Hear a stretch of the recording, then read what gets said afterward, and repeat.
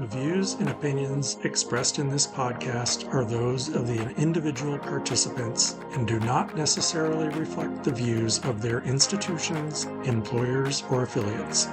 This content is for informational and discussion purposes only and should not be taken as official policy, guidance, or advice. Welcome, everyone, to episode 2 of our podcast, AI on the Quad.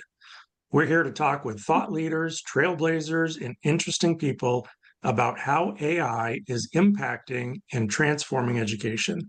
I'm your host, Phil Spitzy. And I am your co-host, Andy Tynes, and we are excited to welcome Dr. Lane Freeman to the podcast. Lane, for the audience who may not know you, can you please just give us an overview of your current role, scope, what all that entails, et cetera? Sure. So if you can't tell by the accent, I am from Eastern North Carolina, and I grew up here. Been an educator all my life, so I think about year 25 of my educational journey. Was a high school teacher, moved to the community college system, and now I'm currently serving as the director of online learning for the North Carolina Community College System, where we have 58 community colleges, about 600,000 students. And that puts us in a unique position as we talk about AI later, of how even though we're a large system, we are able to kind of move forward together when it comes to this new AI world. But I'm looking forward to the conversation today. We are excited to Awesome. have you. Thank you. Yeah, this is great. So I think let's just kind of start at the beginning, if you will. Obviously, AI is kind of the disruptor to keep an eye on for the current times. So share with us just, what are you seeing across your college system and out there in the world with, how is it being received? How is AI being received? What's kind of the general impact on the education sector as a whole? Yeah. So again, I've always kind of tracked ed tech tools and how it could benefit me as an instructor.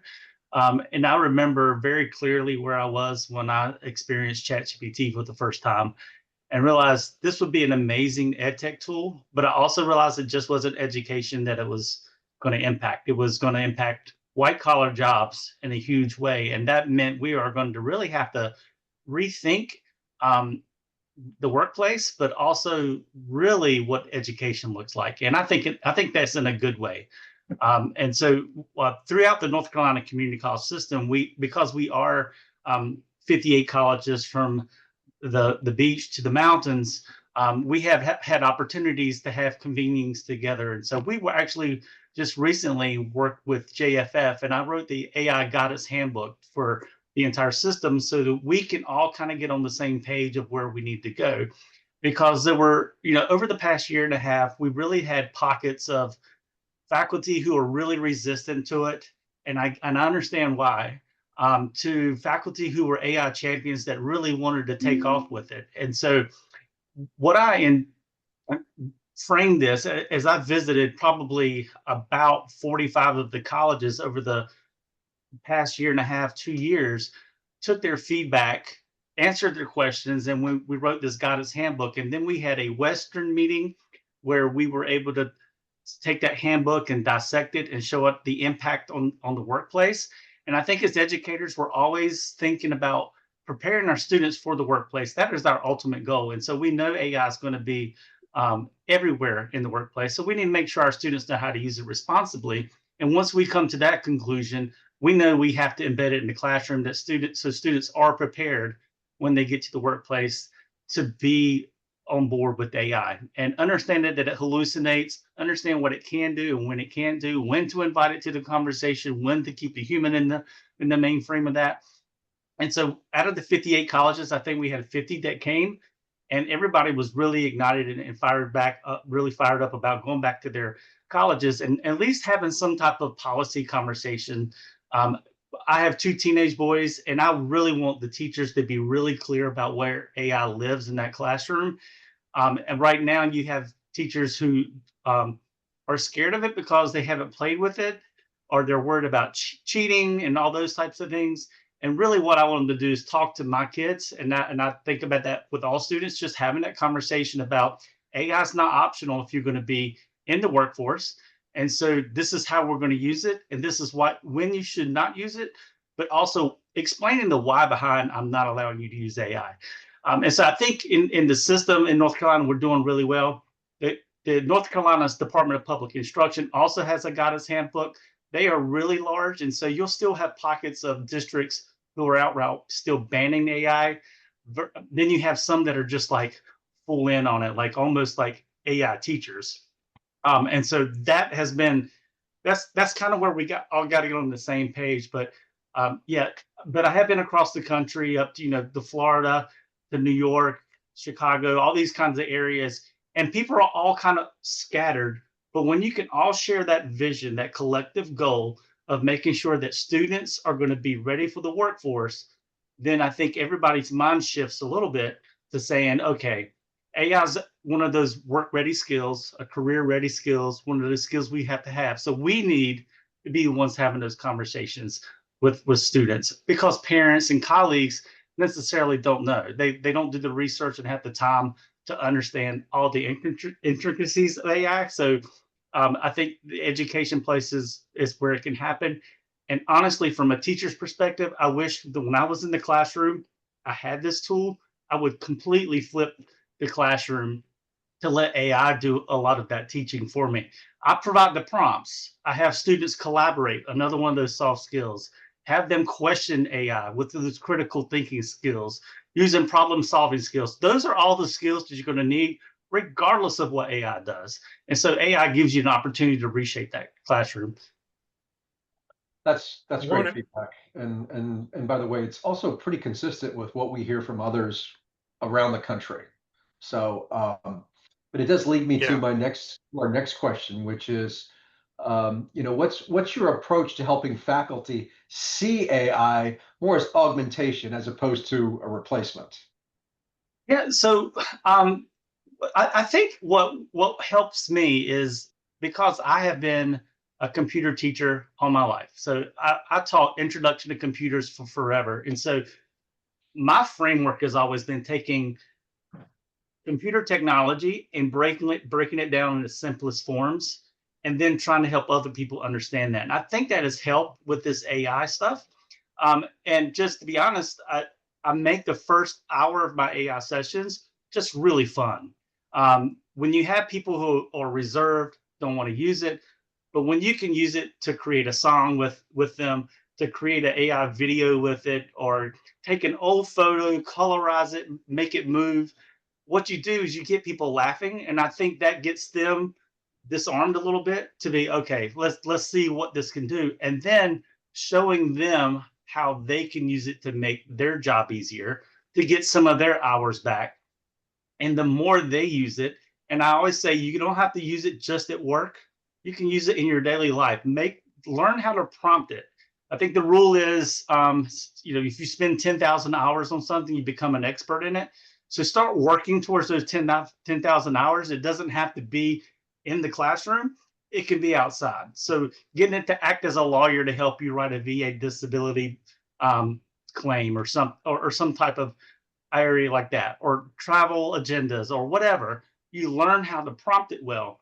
Once the faculty start learning how to prompt it, then they have that little light switch moment and go, so my student can't just simply put in my instructions and get an answer out of it, because if you've used it enough, the answer is not going to be, it'll be grammatically correct.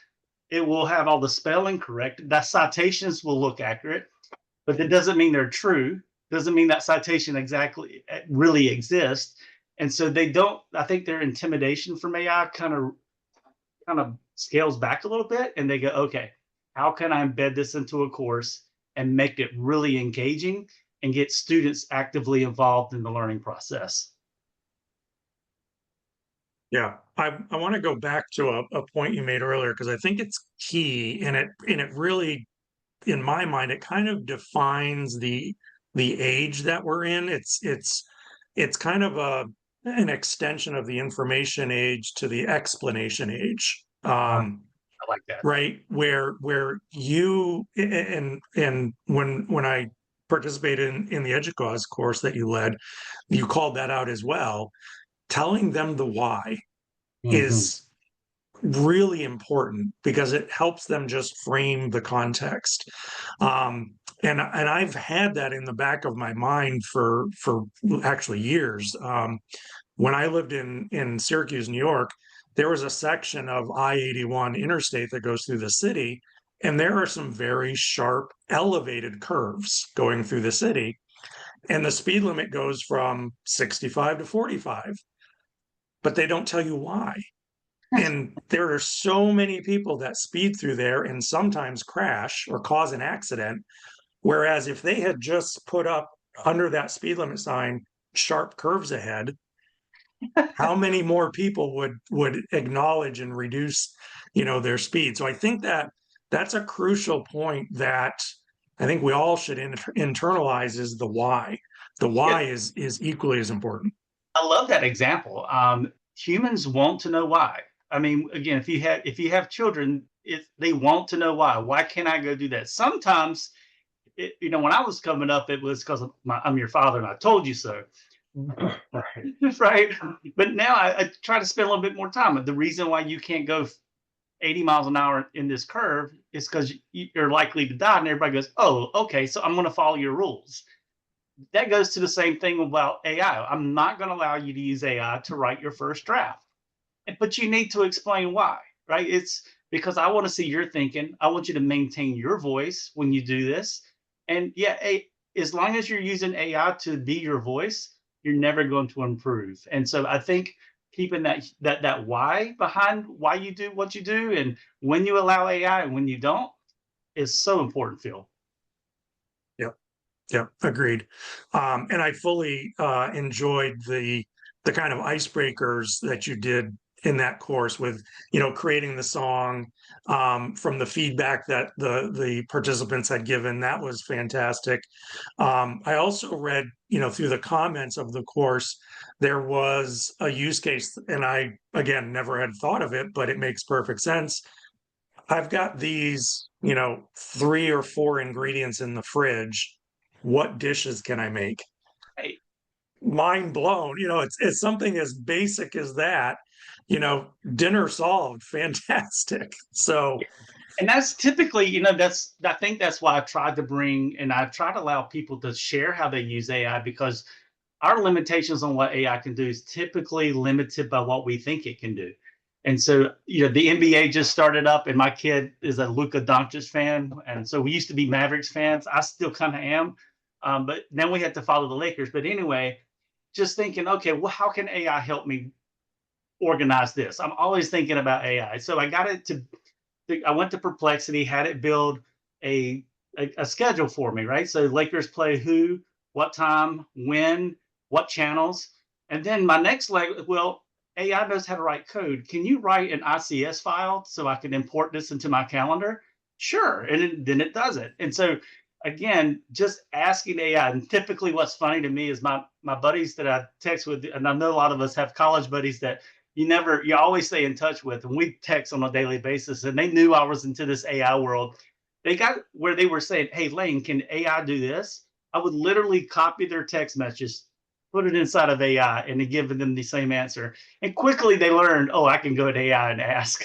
So that's one of the cool things about AI. It's always keeping an AI, whatever it is, ChatGPT, Grok, or whatever, just open it as a browser all the time. And when a task comes your direction, just go to AI and say, how can you help me with this task? And sometimes you'll be really surprised on the hours it can save you. It's interesting you mentioned that because with my wife, actually, she would ask me a question, raise an issue, and I'd say, well, why don't you check AI and see what kind of an answer you get? And she'd never used it before. And I said, listen, why don't you do this? Let's just get the ChatGPT app, put it on your phone, and try it out. Anyway, about a week, 10 days later, she goes, this thing's incredible. It's awesome. It answers so many questions for me. It saved me so much time. So you don't know until you start using it. And I think that in terms of adoption of AI, it's at least at this stage, it's less about the technology and it's more about the people taking the time to adopt it and figure out how to use it and the different ways they can use it, whether it's in school, business, everyday life, etc. And Annie, to your point about that reminds me of um, why it's important to still keep the human at that loop, right? So I still prefer my kids ask me questions because that opens the door for human conversation. But if they want to know a simple fact, they can ask AI. But knowing when to ask another human a question, just so you can get that, keep that human interaction, and that we all don't just turn to our devices and start asking questions from it on how to do things. Because you really, I think when you have these character AIs and these those type of bots that people can start forming relationships with, that can get to a scary place. And Yeah. so we really want to make sure that we always keep the human first. Well, that's a great segue to our next question, which is, how do you guard against over reliance on AI, whether it's at least in education, whether it's for grading, feedback, content generation, how do you ensure that the human remains central to instruction? Yeah. And so I would say humans, even though we say humans, I'd say knowing when to invite AI. I always believe that we start with the human first, AI's in the middle, and then we end with the human again. And so if I'm going to brainstorm ideas, if I go to AI immediately, it's going to give me, 5 great ideas that look great. But if I were to write down some brainstorming ideas myself, it's probably not going to be the same. And that human creativity needs to stay a part of that. So yeah, if I'm going to brainstorm some ideas, then I go to AI and say, what do you think about these? How can I build on that? And then again, the human at the end to fact check that everything that aligns with the missions and the goals. So I think AI is that great, I guess, that sandwich of human, AI in the middle of that sandwich, and then the human again to verify the outputs to make sure it's right. I think that creates this less over reliance on it. Now, there are tasks that AI is just tremendous at of doing almost all of it. So if I know I got a conference coming up and I already have all the conference information loaded into a GPT or something, I can say draft an email to remind people of the conference. That's perfect use of just leaning on AI heavily. But in the learning process, we can't let AI substitute, or we need it to supplement, not supplant. Supplement on our instructions, supplement on what we can do. I have a traditional lesson plan. The students, I typically, lecture for 60 minutes. Give me 3 active learning strategies that might engage students with this existing lesson plan. And so I think it has a great impact on that. And even when you're designing your lessons, say you can ask AI, when should I, if you give it a framework about when AI should use AI, when it shouldn't, it will help you redesign a lesson around that. Say, this is the part where they shouldn't use AI, this is when they should. That helps explain your why. So when they ask, you can say, well, you shouldn't let AI write your first draft because that's not your thinking. It doesn't assess what you know.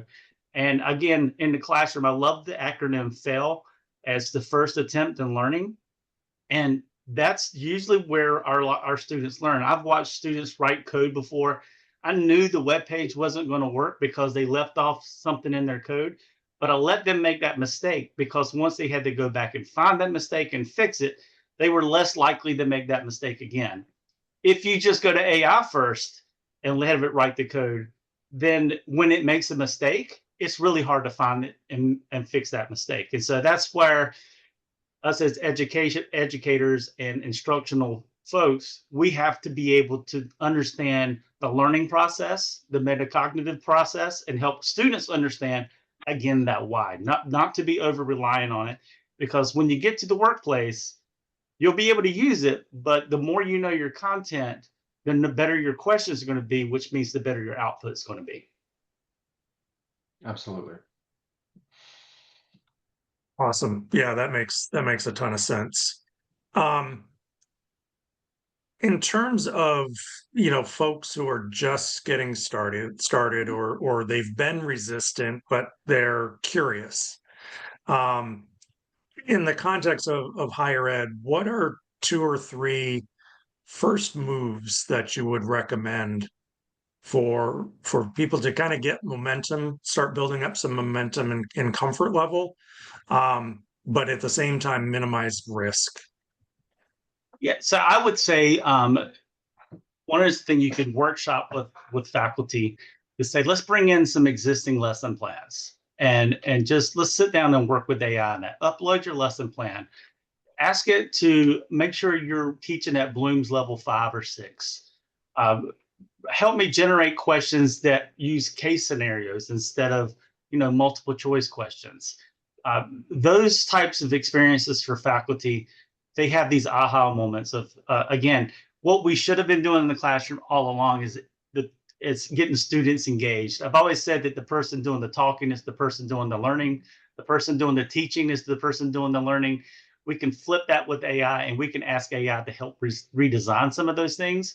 And so anytime you get an opportunity to work with faculty or staff to show them how AI can save them hours and get some of their time back is when they start buying in. So I think that's one of the key ways to do it. And even if you're writing grants, for an example, some with Perkins funding or any type of funding that you have, using AI to align it to an existing framework, even employee evaluations that everyone has to do. This is what I've done this year. Please align it with our strategic plan and upload your strategic plan. The hours that it saves you on those types of activities, again, verify that you're not saying you're going to launch a rocket to Mars or something, but aligning it with what the word and the phraseology that it gives you, so much a time saver. And I think, again, that gets people to understand how AI can be that tool. We know AI can be unethically used, right? And that's going to happen regardless. So while it's there, let's lean into how we can use it ethically and teach others when to use it ethically. Makes sense. Perfect. I had a follow-up. It came in, it went out. So I've lost my train of thought.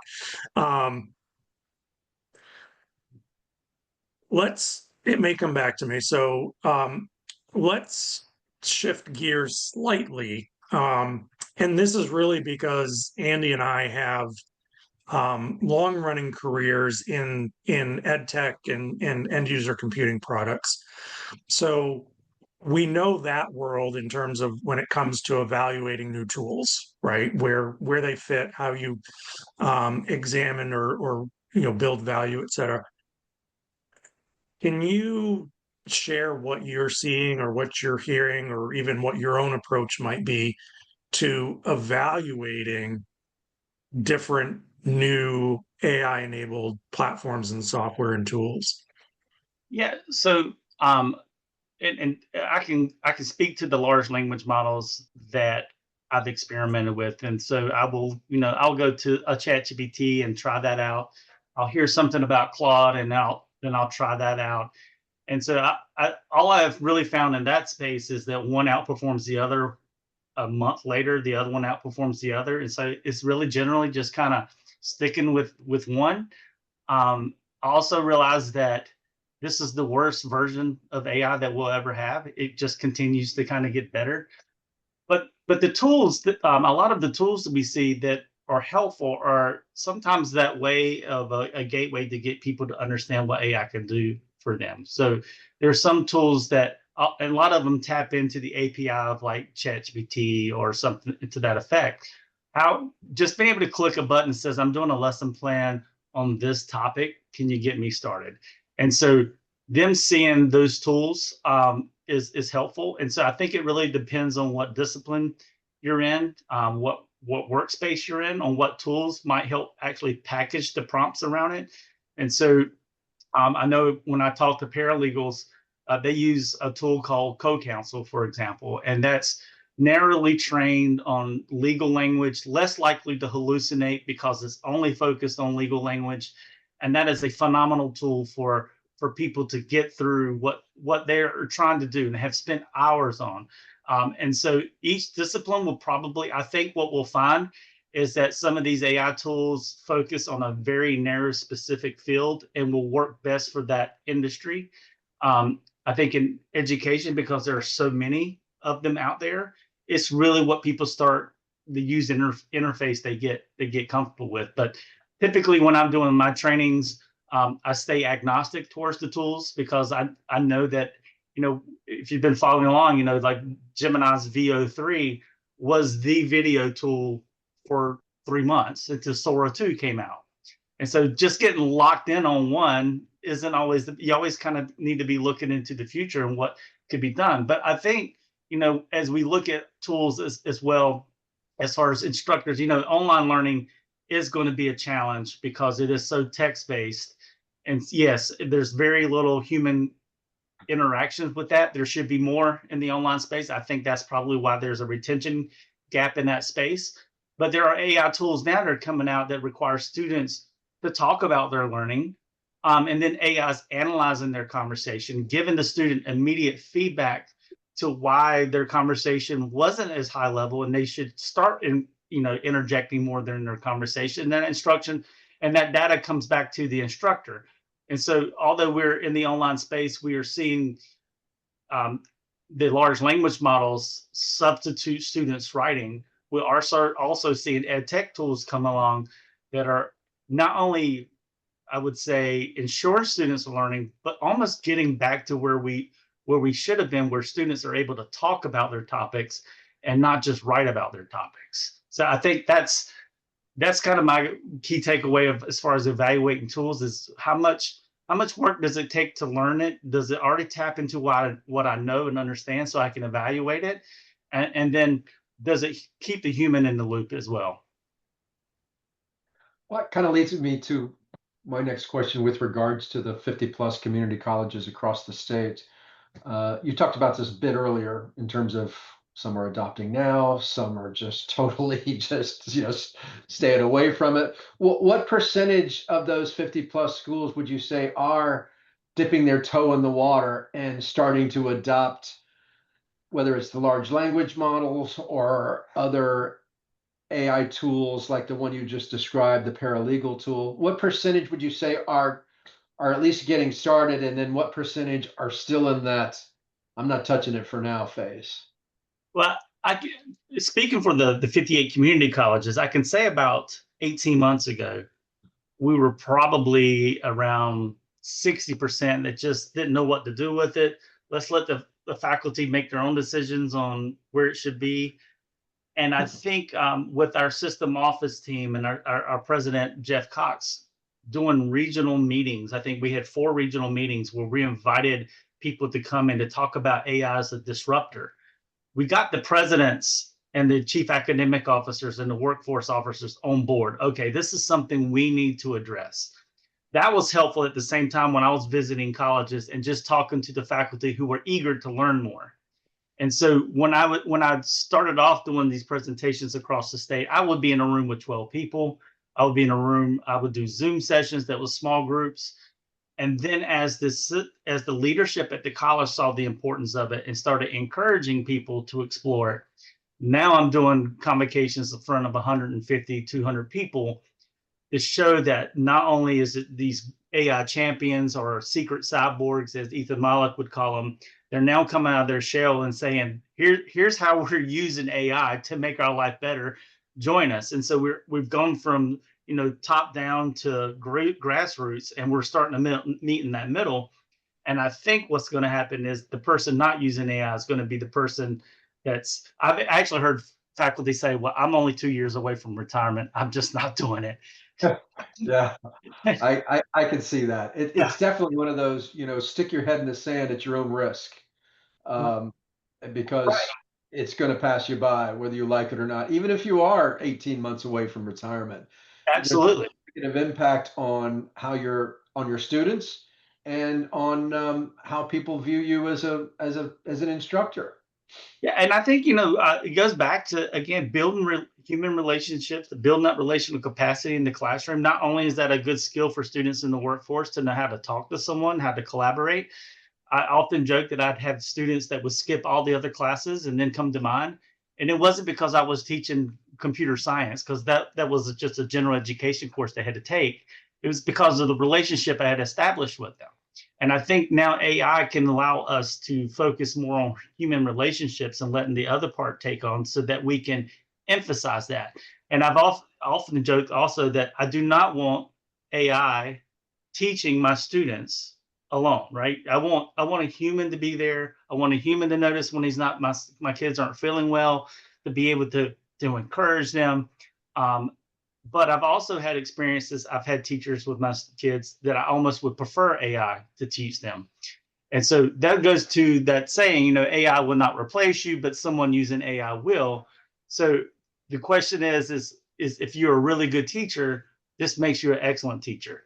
If you're a teacher who's against AI completely, your class is going to be dull compared to that instructor who's asking you to break out Copilot and help answer some of your questions during the class experience, or generate a song based on what you do. Or use Notebook LM to create podcasts for you to help you study. I mean, that's those classes are going to stand so far apart. And part of my passion behind making sure that the colleges and the departments are on the same page is that you want your students to have that unified experience, that a student who goes through an English 1000 course with the instructor denies and detects AI all the time versus an instructor who uses AI to teach use AI how to prompt it. When those students graduate that class, they're on completely different level playing fields, and it's not fair to the students. Even the students who want to opt out of AI, we don't allow students to opt out of using the internet. We don't allow them to opt out of using the computer this semester. We encourage that because we know that's a skill they're going to need. And I feel the same way about AI. We don't allow students to opt out of using AI because it's going to be one of those skills they need to be successful. Absolutely.